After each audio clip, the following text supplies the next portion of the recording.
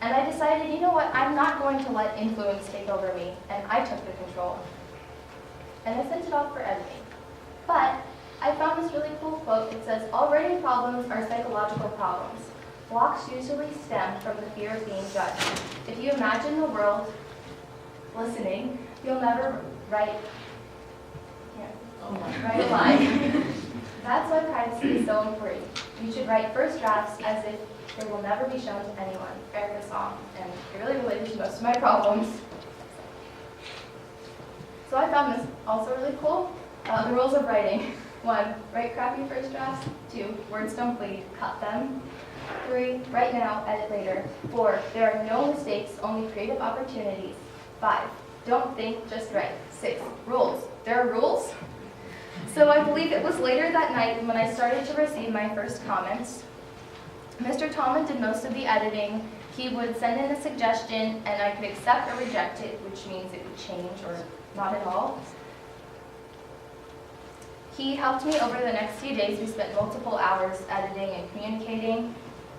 And one of the first suggestions of almost 200 was typical drafting format. I'm very stubborn and old-fashioned, and I don't like writing papers online, and so he just taught me just how to draft. And I kind of liked getting a feel for editing, but it was pretty intense. So I was, again, still having trouble with the idea of editing because not all parts flowed or made sense, which meant that the editor would rewrite parts, and from that, it would be their work as well. That means they should get their name on the cover too. I had a newfound appreciation for editors because they're not really recognized, but they do so much. So close your eyes for a moment. Think of one of your favorite book scenes, one that stands out to you. It can be happy, sad, funny. And just think for a minute. Now open your eyes. An editor probably helped make that as iconic as it is to you. Without them, it might have been completely out of place or not good at all. So yes, that's really where my appreciation came from. And after this, I didn't write more, mostly because I was completely traumatized. I didn't know the editing process was going to be like that, but also because project presentations were coming up and I didn't want to still be editing while I was presenting. It would just be way too stressful. Next slide. Oh. So here I am going to read a little part from my book that has been edited pretty intensely. So far, the main character has left her house, she's gone to work, and she's had her vision, and she went looking for her boss. I decide to go hang out at the break area until Tristan comes out of his office. I grab an apple on my schedule and plop down on the somewhat comfortable green couch. After 10 minutes, no one has come out of Tristan's office yet. I force myself to remain patient. There's a book on the table in front of me titled Evaporate.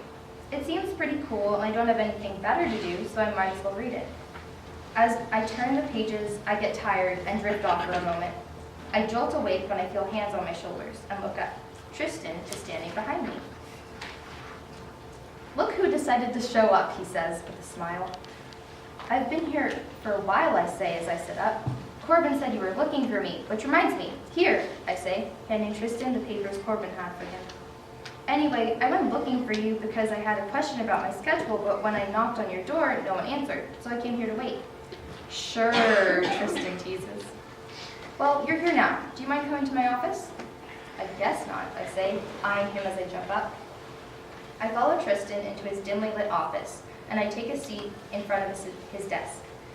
I sit silent for a second before I feel the need to explain myself.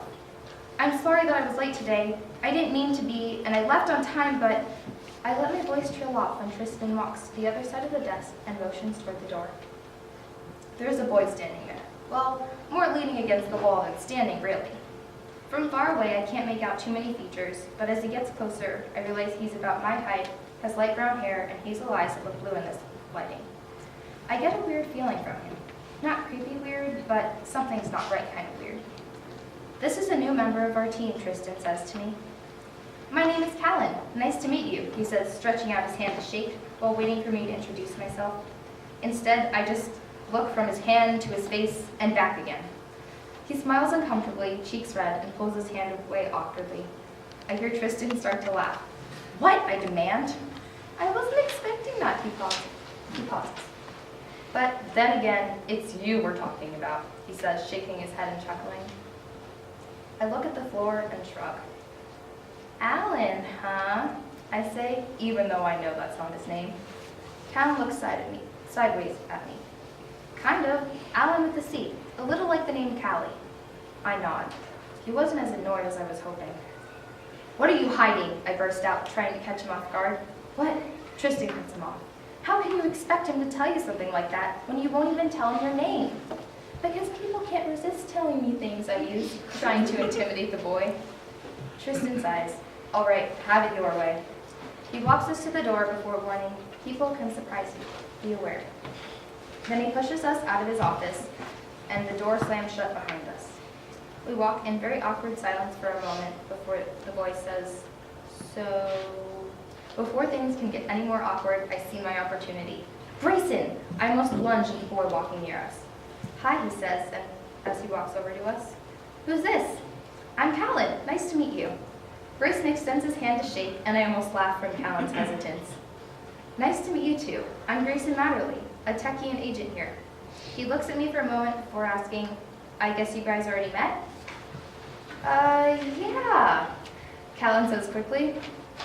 As Grayson goes to walk away, Callan blurts out, I'm actually not sure what I need to be doing. Oh, well, I can help you with that. Unless you want to, Grayson says, looking at me. I shrug and shake my head, as if to say, it doesn't matter to me. All right then, come with me. He beckons for Callan to follow him. I stay where I am for a minute. That was Grayson Matterly. He's almost 19, 5'11", has big brown eyes, neatly trimmed blonde hair, and that smile. I cut my thoughts off. I get distracted easily, and right now I need to focus.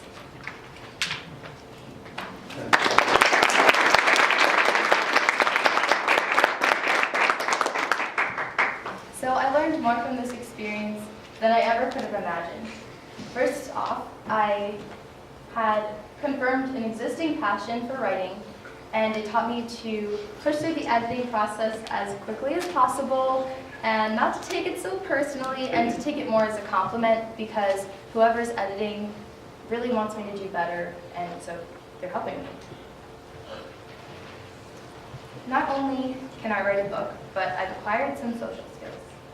Now I can write a persuasive email to just about anyone, and nobody can refuse to read it.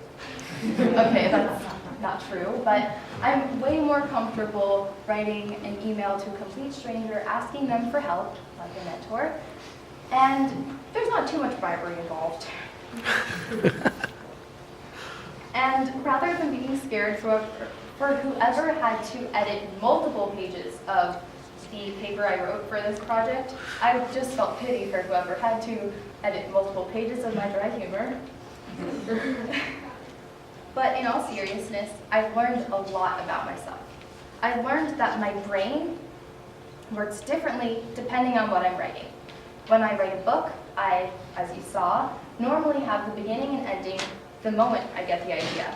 And when I write a paper, let's say a 5-paragraph essay, I normally have paragraphs 2 through 4 in my brain before I even start writing, and also sometimes 1, but never 5. I've never concluded a paper on the rough draft.